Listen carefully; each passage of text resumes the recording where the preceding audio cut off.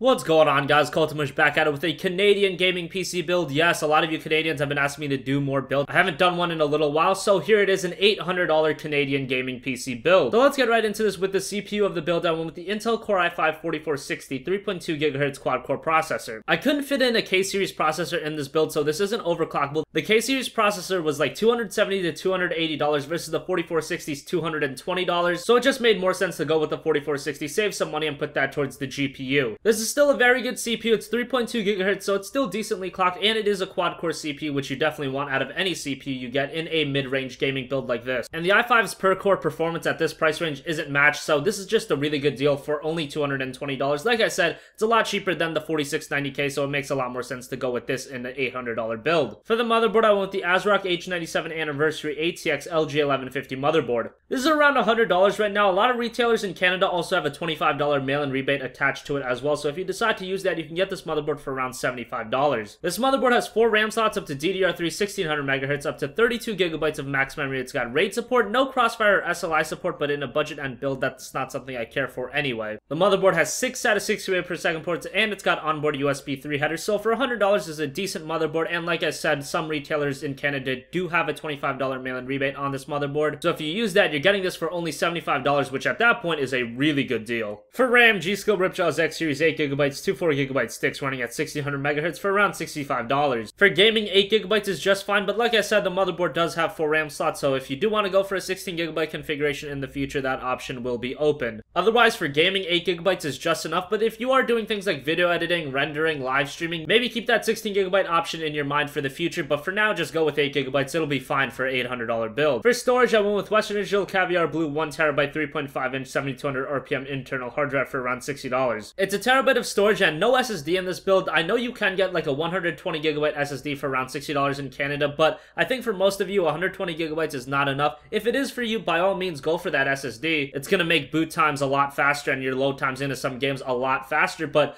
a lot of games these days, you know, newer games like Witcher 3, Battlefield 4 with all the DLC, Titanfall with all the DLC, you know, those games range from 50 to 60GB. So I think a lot of you guys, if you are playing the newest games, you'd much prefer the 1TB of the Caviar Blue, and an SSD is an upgrade you can make in the future, especially with the dwindling prices of SSD. You can pick it up 12-60 months down the line and you'll get it for even cheaper than they are now. And a terabyte for $60 is a pretty decent deal. For the video card, I went with the EVGA GeForce GTX 960 2GB Superclocked video card for $240. Some of you guys might be wondering why I did not go with the R9 280X. The R9 280X in Canada is a lot higher priced than the GTX 960. Like I said, the 960 is around $240. The R9 280X, I was seeing them for around $280 to $290. So I think the 960 is just a better option in Canada. Also, a lot of retailers are still offering a free copy of Batman Broken Knight, so you do get a free game, and 6 months, 12 months down the line, you can play that game playably, so there's that. The GTX 960 is a really solid video card for 1080p gaming. While it won't max out every game at 1080p, like your Witcher 3s, your Dying Lights, those games are a little on the higher end. It can play those games at around high settings and still get 35 to 45 frames per second, which is still very playable. And if you want to lower the settings a little more on a higher end game like Witcher 3 to like medium settings, then you're all good to go if you want to play at 900p. All those kinds of things, the 960 is a really solid video card for a really good price. So for $240, the 960 is a really solid 1080p video card. While it won't max out every game, like I said, it will give you a very playable experience. For the power supply, I went with the EVGA 500W 80+ certified ATX power supply. Like I said, the motherboard can't even go for an SLI or Crossfire configuration, so getting like a 750W power supply just doesn't make a lot of sense. This 500W is going to power the build no problem. The i5 is super power efficient, as is the 960. You're actually going to have around 100 watts of headroom, so that's pretty nice. And for $40, a 500W power supply made a lot of sense. Didn't break the bank, but it's still decent quality. Finally, for the case, I went with the Corsair $200 ATX Mid Tower case for around $70. I wanted to get a decent case in here, but some of the cases in Canada are just ridiculously priced, so I opted with the $200. It's not crazy priced, $70, and it is still a decent case. While it's pretty basic on the exterior, the interior is going to get the job done.